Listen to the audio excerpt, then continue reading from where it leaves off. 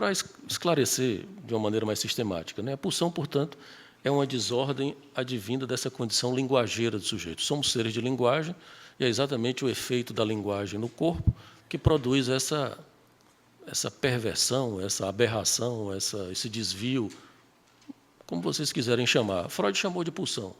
Não é? É uma perda da ordem natural, não é? E por isso mesmo que nós vamos entender a violência como uma satisfação pulsional, como um gozo, não é? Que eu falei há pouco, né? Quer dizer, a violência ela implica uma relação com essa condição pulsional do corpo, porque ela é violenta, né? A pulsão ela é violenta, ela não é brincadeira. Nós passamos a vida inteira tendo que lidar com isso, com esse nosso corpo real, e com essa dimensão pulsional do corpo. E passamos a vida tendo que ter esse trabalho de contenção dessa violência, dessa pressão, como diz Freud, né? Freud diz que um dos elementos da pulsão é a sua pressão, né? Ela é constante, né? Ela não para, não é como a necessidade, a fome e a sede, etc., que você come e passa, bebe e passa. A pulsão não passa, né? Ela fica aí o tempo todo perturbando e lhe convocando a fazer um trabalho, né? E, além do que, portanto, a violência ela precisa ser entendida como essa satisfação pulsional, né? Uma coisa que talvez a gente tenha que esclarecer um pouco é que Freud, vocês devem estar se perguntando, por exemplo, que Freud, pelo menos o primeiro Freud, da primeira tópica, considerava que toda satisfação pulsional era um prazer, não é? A história do princípio do prazer. Bom, a gente sabe também o quê? Que a partir de 1920, depois que ele escreve O Além do Princípio do Prazer, ele quebra com essa predominância do prazer. Daí o título do artigo, Além do Princípio do Prazer. Ele vai demonstrar que existem satisfações pulsionais que não estão no campo do prazer, não é? Que estão no campo, hoje nós chamamos, ele não disse assim, foi Lacan quem chamou assim, mas nós podemos dizer já usando o Lacan. São certas coisas que estão no campo do gozo. E o gozo aí não é a mesma coisa que prazer, ao contrário do sentido comum da palavra, não é? O gozo está muito mais no campo do sofrimento, da violência, não é? do que propriamente do prazer, não é? Então, pode parecer estranho você dizer que a violência dá ao sujeito uma satisfação. Bom, mas basta você assistir um filme do Stallone, não é? Que você, ou outros desses caras, Schwarzenegger, não é? Que você vai ver como há uma satisfação, ou os videogames, né? Os videogames você fica matando o povo, né? Eu até estava contando para o menino que eu proibi meu filho de jogar um GVA, TV. O cara entra num carro e sai atropelando as velhinhas no meio assaltando e tal. Porra, isso é um negócio que passa de um certo limite, né? Mesmo sendo brincadeira, passa de certa brincadeira não se faz, né? Mas isso é muito claro que existe alguma satisfação com a violência, não é? Você passa por um acidente, não é? Você tem uma curiosidade mórbida de ver aquela cena real daquele acidente, da morte, do que for, não é?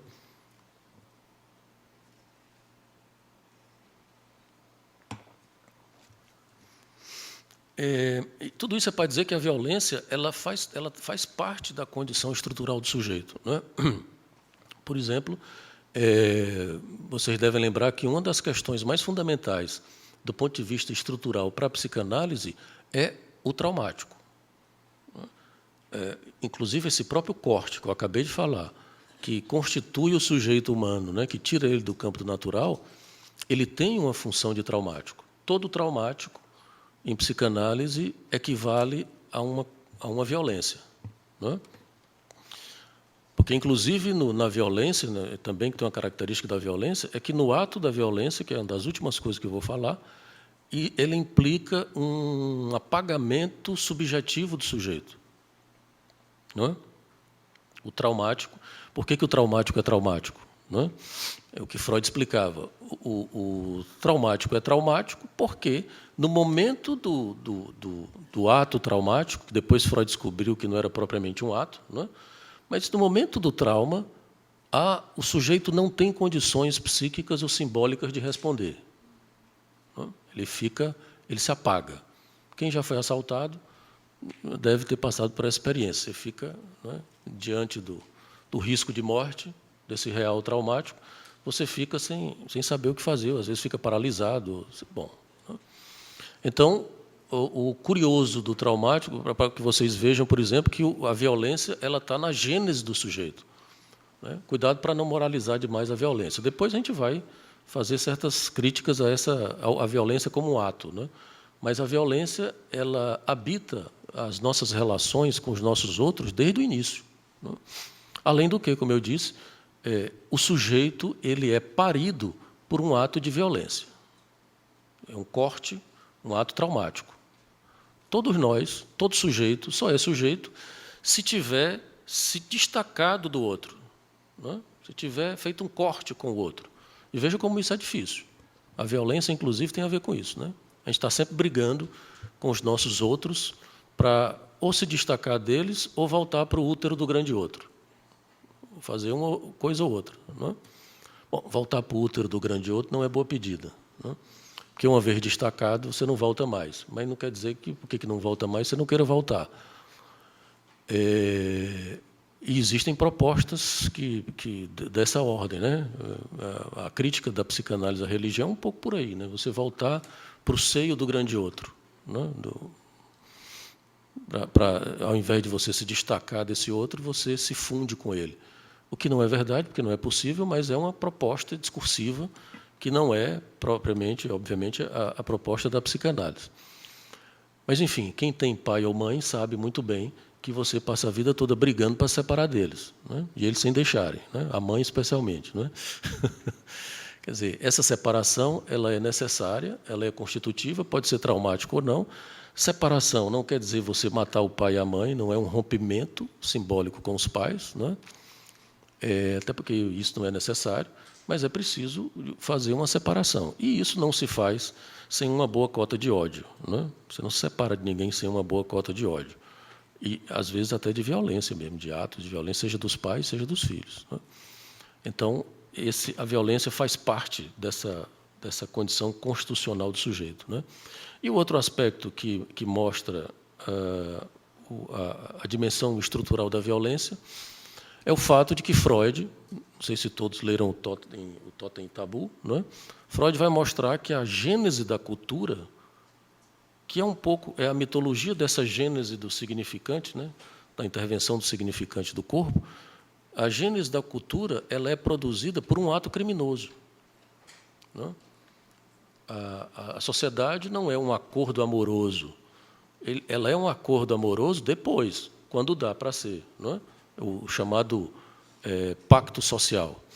Mas só há pacto social e só há lei se houver primeiro um ato criminoso originário. Isso está em todas as mitologias. Seja na mitologia do Freud, do Totem e Tabu, que é aquela história do mito da horda primitiva, que vocês conhecem, né? Que é o macacão, que era o grande pai, que gozava de tudo, de todas as mulheres, e castrava todos os filhos. De repente, os filhos se rebelam, matam o pai, né? E, depois disso, exatamente com esse ato criminoso, eles se dão conta do primeiro assassinato. Né? E, a partir daí, os assassinatos passam a ser proibidos. Né? A lei simbólica se estabelece. Então, é a mesma coisa, se trouxerem para a nossa mitologia cristã, dá no mesmo. O Adão e Eva cometeram um crime, né? Contra a lei paradisíaca. Ainda bem, porque senão nós não seríamos humanos. Né? Se o Adão não tivesse comido a maçã, a gente estava lá como os animais, no meio da selva, andando pelado no meio da rua e tal. Né? Veja que é exatamente esse ato, que é um ato que faz um corte com a natureza, que funda o humano, que é um ato violento. Né? E veja que isso é muito interessante para depois a gente entender melhor a violência, que muitas vezes os atos violentos são tentativas de fazer essa separação, né? Fracassadas, mas não deixa de ser uma tentativa do sujeito se diferenciar do outro. Muitas vezes você está muito acossado pela demanda do outro, né, pelo que em lacanês a gente chama o gozo do outro, e aí o sujeito pode cometer um ato de violência para tentar fazer essa separação, né? Seja contra o outro, seja contra si mesmo, né? Porque tem isso também, o que é uma coisa curiosíssima, que é um tema que nós vamos falar nos últimos 3 encontros. Se o sujeito está muito acossado por esse gozo do outro e não tem uma competência simbólica para operar esse corte com o outro, né, para apresentar a sua singularidade, ele pode cortar o braço, né? Ele pode fazer um tipo de escarificação, né, ou se queimar com cigarro, ou se jogar da janela, ou, enfim, dos vários tipos de violência autoinfligida que a gente vai falar no nosso terceiro, né, os 3 encontros desse semestre. O que nós precisamos entender o que é que, estruturalmente, nós vivemos numa estrutura topológica que sempre vai implicar o outro. Não tem como, não existe.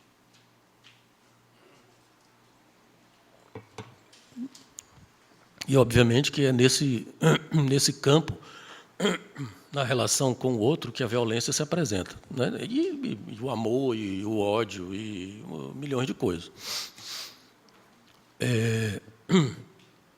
Mas não existe sujeito sem o outro, né? Essa é uma topologia básica em Lacan. A topologia mais básica, mais primeira do Lacan é essa, o sujeito e o outro. Eu digo para os alunos, o mais próximo, a possibilidade de não existir o outro, o mais próximo que nós chegamos disso é com o autismo, né?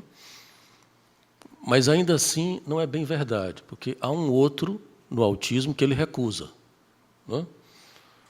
Mas tudo bem, assim, guardando essa peculiaridade, o mais próximo de um sujeito existir sem o outro é o autismo, né? Vejam bem, não sabe por aí dizendo que eu disse que no autismo não tem outro, não. Tem outro, sim. Ele recusa, não é? Mas é um sujeito que, aparentemente, não quer papo com o outro, né? Não olha, não faz laço social, não, enfim. O outro é como se o outro não existisse. Existe, mas é como se não existisse para ele, não é? Não faz nenhum laço. Ele se fecha numa certa condição narcísica e aí fica complicado. Então, a própria estrutura do sujeito implica essa relação com o outro, né? E aí a pergunta que vocês poderiam fazer é que, o que é que nós estamos chamando de outro, né? Pelo menos dois outros nós temos que considerar. Não sei se todo mundo conhece essa história, mas Lacan trabalha com uma trilogia dimensional que é o real, o simbólico e o imaginário, né? Quer dizer, é como se Lacan fosse explicar tudo da estrutura a partir dessas 3 dimensões, que é o real, o simbólico e o imaginário. O simbólico eu já defini um pouco para vocês, que é a linguagem, né? Que é essa dimensão da linguagem, né? O imaginário é algo da ordem do imagético, não é o imaginário no sentido do imaginativo, que não existe, não é propriamente isso. Em Lacan, o imaginário diz respeito à imagem, especialmente à imagem do corpo, né? A nossa imagem narcísica do corpo, e a nossa relação com a imagem dos outros, né? Quer dizer, existe o grande outro do simbólico e existe os pequenos outros, né? Vocês são, para mim, pequenos outros, né? Como eu sou para vocês, e os nossos próximos, né? Os semelhantes, são esses pequenos outros com os quais a gente tem que lidar na vida social, né? E imagina a quantidade, vocês sabem, a quantidade de problema que isso causa, né? Não precisava nem do WhatsApp para complicar, já era complicado antes do WhatsApp. Depois do WhatsApp complicou mais ainda, né? Ficou mais grave. Mas as complicações do laço social com os nossos outros sempre foi complicada, com violência, com amor, ódio, ignorância, estupidez, e, enfim, com tudo que faz parte desse drama, né? Então, existe esse outro social, né? E eu estou fazendo uma divisão didática aqui que ela não é muito rigorosa, porque essas coisas se articulam em Lacan, né? O simbólico, o imaginário e o real se articulam. Eu estou forçando um pouquinho a barra aqui para ser um pouco didático, né? Então, por exemplo, esse outro social, que é como assim, é o outro que eu considero como se esse outro estivesse fora de mim, o que não é bem verdade, né?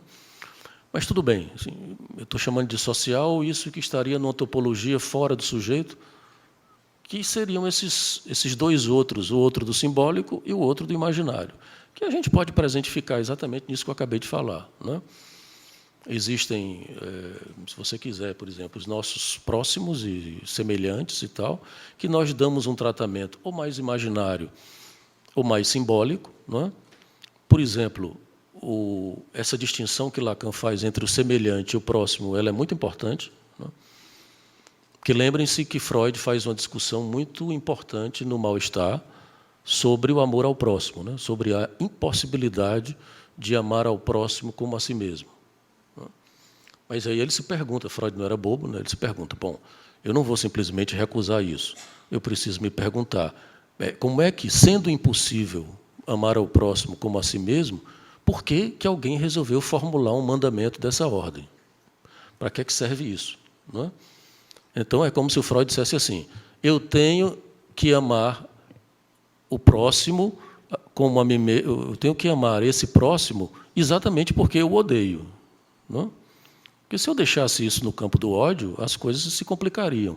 Então, o mandamento é uma tentativa de controle social do ódio, da rivalidade, enfim. Né?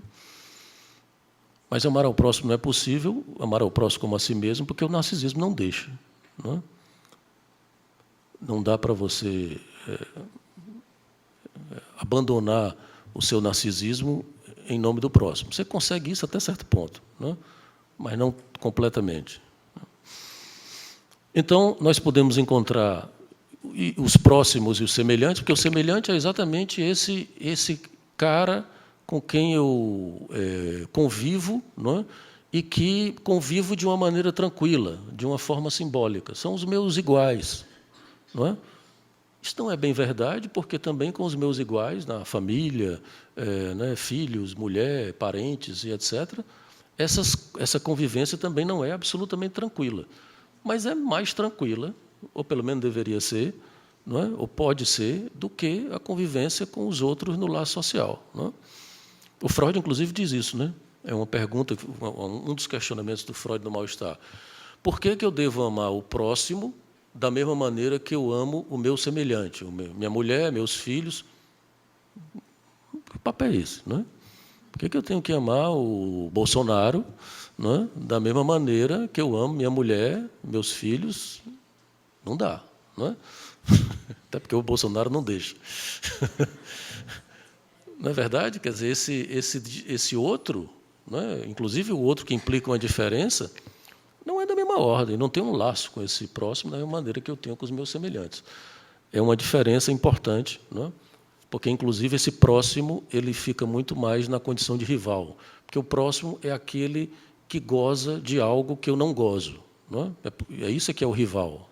Toda coisa da agressividade, do ciúme, da rivalidade, vem daí. Não é? Isso, obviamente, isso vem do espelho, né? A gente está estudando a história do espelho, de como o outro, do imaginário, é o outro rival. Não é? Que a gente... O simbólico tenta tranquilizar e tem esse efeito de tranquilização das nossas relações com esse outro rival, mas isso não se acaba completamente. Não é? Ele, vez por outra, aparece, não é? Seja no ódio, seja no ciúme, seja na rivalidade, porque existe, exatamente, como você não goza tudo, porque existe a castração, você imagina que o outro goza de algo que você não goza. Isso com o irmão é uma maravilha, não é? É só o que rola, né? Porque o pedaço do chocolate do irmão é maior do que o meu. Aí sai no tapa para... É uma rivalidade fraterna, né? Não tem... Não venham me dizer que vocês não odeiam seus irmãos, porque é mentira. Amam também, mas... A gente precisa parar de moralizar o ódio, né? De negativizar o ódio, porque o ódio é um afeto importantíssimo para a constituição do sujeito, né? O ódio não é necessariamente a destruição do outro, não precisa levar à destruição. Tudo bem que, através do ódio, pode levar, né? Mas o amor também pode destruir o outro tranquilamente. Né? Bom, então, nós temos que conviver com pelo menos esses 3 outros, né? Esses 2 outros que eu situei no campo do simbólico e do imaginário, que são exatamente o próximo semelhante, mas tem um outro, que talvez seja o mais complicado para falar dele, mas que talvez a gente possa tirar outras consequências daí. Que o que é? Que é o outro do real. O outro, esse outro do real é uma consequência do desenvolvimento da obra de Lacan, né? No fim da obra dele, no fim não, do meio para o fim, do seminário 16 em diante, Lacan vai se dar conta disso, de que o que ele chamava de grande outro se sustenta numa outra coisa que ele chama de o outro do real. Como assim? Existe algo que está em oposição à linguagem, que é exatamente o real. O real é aquilo que não entra no campo da linguagem, completamente. Não é? Não conseguimos simbolizar tudo, não conseguimos imaginarizar tudo, não conseguimos saber tudo. Tem sempre um real aí que não se inscreve. Não é? E aí o Lacan diz assim, bom, mas o real é a própria pulsão. Não é? Freud já tinha dito isso no Mal-Estar. A pulsão você não consegue controlar ela toda. A cultura tenta domesticar a pulsão, mas não consegue domesticar ela toda. É importante domesticar uma parte, mas não consegue domesticar toda. Tem um resto de pulsão que fica aí sem domesticação, né? Que, inclusive, ele coloca no campo da pulsão de morte. O problema qual é? É que lembrem-se que a fonte da pulsão é o seu corpo. Não é? É o seu corpo real que é a fonte dessa pulsão. Então, tem uma parte do seu corpo que você não conhece, que você não consegue representar, que é exatamente esse corpo real. Ora, se nós temos um corpo simbólico e um corpo imaginário, considerando a trilogia dimensional de Lacan, nós teríamos que considerar também que temos um corpo real. Não é? E veja que não é a mesma coisa que o organismo, porque tudo bem que o organismo não deixa de ser uma versão do corpo real. Mas se você, como eu disse, o corpo que nós conhecemos é o corpo simbólico e imaginário. É o corpo que você se olha no espelho e você representa. Né? Você diz, aquele ali sou eu. E eu digo isso para os alunos brincando. Né? Se você olhar para o espelho e ver suas tripas, você está mal. Você precisa procurar um psiquiatra, se internar ou coisa parecida. As tripas, o fígado, o pâncreas, não é?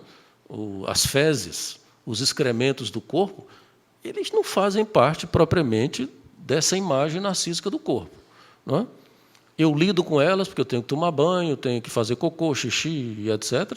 Não tenho como eu não lidar com os excrementos do corpo, que é uma parte do real do corpo, não é? A não ser que eu seja psicótico. Não é? Os psicóticos não estão muito preocupados com isso, que é uma outra questão, que a gente pode depois falar disso. Mas eu só tomo banho porque existe um imundo no meu corpo. Porque existe o excremento do corpo, o odor do corpo, as fezes, enfim, a gente vai perdendo cabelo, pele, etc, etc. Para terminar, eu digo que toda vida que eu digo isso, o pessoal fica com raiva de mim, mas vocês têm que ficar com raiva do Lacan, porque quem disse isso foi ele. O Lacan diz assim, que nós carregamos um cadáver. Não é? Isso é duro de ouvir, mas é verdade. Não é? Um dia o seu corpo vai ser um cadáver. E você não quer saber disso. Você vive na mais completa ignorância com relação a isso. E é bom que seja assim, porque senão você não suportaria. Nós não suportaríamos estar toda hora beirando a morte. Não é? É algo que seria insuportável. Mas vocês percebem que tem exatamente essa parte do corpo que nós não sabemos dela, não é? Que é esse corpo real. Nós não temos como fazer essa borda, como fazer esse tipo de representação. E esse corpo real, ele vive nos atacando. Não é? Nós temos que lidar com ele a toda hora. Eu acordei hoje me dando conta que tinha nariz, cabeça, né, todo quebrado por conta da gripe apagão. Né? Inclusive, nem vim trabalhar, porque você se dá conta que tem um corpo real quando você adoece. De maneira geral, você não quer saber disso. Né? O Freud diz isso no Mal-Estar também, né? De que uma das fontes do sofrimento é o corpo, que é exatamente o adoecimento o real do corpo, o envelhecimento e tal, e, consequentemente, a morte. Então, Estou assistindo, aliás, uma série muito interessante que se chama Altered Carbon, que é na Netflix. Ela assim, é meio ação e tal, mas o interessante é a ideia de que, no futuro, isso é muito antipsicanalítico, né? Porque isso é meio difícil para a psicanálise engolir, de que toda a função sujeito e a capacidade subjetiva do sujeito estaria reduzida a um disco que fica aqui no pescoço. Não é? Então, se o corpo morre, você pega o disco e bota no outro corpo. Não é? É muito interessante isso. É como se esse disco equivalesse ao que nós, em psicanálise, chamamos de sujeito, da função sujeito. Não é? Então, as pessoas têm clones do seu próprio corpo. Tem gente com 300 anos, não é? Porque quando você morre, não assistiram, não? Não tem ninguém assistindo essa série, só eu. Quando você morre, você tira o discozinho aqui do pescoço e... Agora, para você ver como o real não se acaba, né? Se danificar o disco, já era. Né? Quer dizer, tem a morte do disco também. Se alguém atirar no seu pescoço, que é assim que se mata, né? Na série, você tem que atirar no pescoço do cara para danificar o disco. Não é? Então, você tem que tomar cuidado para não danificar o disco. É curioso. Mas, de todo modo, é uma grande, não é, sacada você, por exemplo, se livrar dos adoecimentos do corpo e da morte, pelo menos até certo ponto, trocando de corpo. Não é? Troca o corpo, troca o disco, né? Você fica... Né? Bom. Então, esse outro real... ele também é um outro com o qual nós temos que lidar constantemente. Não é? Porque veja que é um outro que se opõe à dimensão simbólica e imaginária. Não é? O outro, o real, está sempre aí numa condição que está fora dessas possibilidades simbólicas e imaginárias de representação. Não é? A definição de Lacan do real é que o real é o impossível. Nós não podemos representá-lo completamente nunca. Não é? A gente tenta dar uma grafia, tenta dizer alguma coisa sobre isso, mas nunca, essa grafia do real nunca é possível. Não é? E veja como é interessante, é porque não é possível que a gente fica o tempo todo querendo atrás de grafar isso, né? de representar isso. Não é? Ok. Bom, entrando nas questões mais dirigidas à definição da violência. Né? E proponho para vocês aqui 3 proposições que, na verdade, eu já falei delas, é apenas para sistematizar. Né? Que toda cena de violência implica o outro em sua posição bífida de outro social e o outro como o próprio corpo real. Porque lembrem-se que o nosso corpo real também é o alvo de violência do próprio sujeito. Né? Lembrem-se que existe uma coisa chamada violência autoinfligida, e que isso pode ser produto da própria dimensão pulsional, né? Seja o suicídio, seja as escarificações, sejam todos os tipos de violência autoinfligida, ou a violência superegóica. Né? Estava falando com quem era ontem sobre o terrorismo, né? De como o terrorismo é um exemplo, foi com o Jefferson, né? Como o terrorismo é um exemplo de uma violência autoinfligida a partir do supereu. Né? O supereu como sendo uma ordem moral que apaga completamente o sujeito. Né? Então, o terrorista que submete a essa ordem moral e que se explode, ele se apaga. Né? Ele está completamente submetido a essa ordem superegóica, que é uma ordem da dimensão real. Né? Não é uma ordem simbólica, porque a ordem simbólica você pode relativizar. Né? Se alguém chega para você e diz, olha, meu amigo, eu quero que você se exploda ali na Unifor. Pô, nem dá ideia não, porque, sei lá, né? O mínimo que você, normalmente, como bom neurótico, faria é, mas por quê? Né? O que você quer? Você quer matar quem? Qual é a sua? Né? O que é que você está querendo? Vou ganhar quanto? Né? Nada, porque vai morrer. Mas, enfim, quando alguém lhe pede, lhe demanda alguma coisa, a mínima coisa que você faz é demandar o que é que interrogar a demanda do outro, o que é que o outro quer de você, né? Bom, nesse caso, o sujeito se apaga, né? O outro quer a destruição do sujeito, e o sujeito, curiosamente, se submete a isso, né? Bom, o terrorismo não é uma prática propriamente nossa, né? Até quando eu não sei, mas existem os suicídios, existem, não é, uma série de violências dirigidas ao próprio corpo, não é? Bom, o corpo e o outro devem ser concebidos em suas três dimensões, real, simbólica e imaginária, não é? Em algum ponto, no real, eles se confundem, por mais que o sujeito não queira saber. Porque é exatamente isso, esse outro, isso é uma questão também importante para que a gente possa entender a violência. Esse que nós consideramos o outro da violência, por exemplo, esse que eu ataco, não é? Não é certo que seja um outro fora de mim.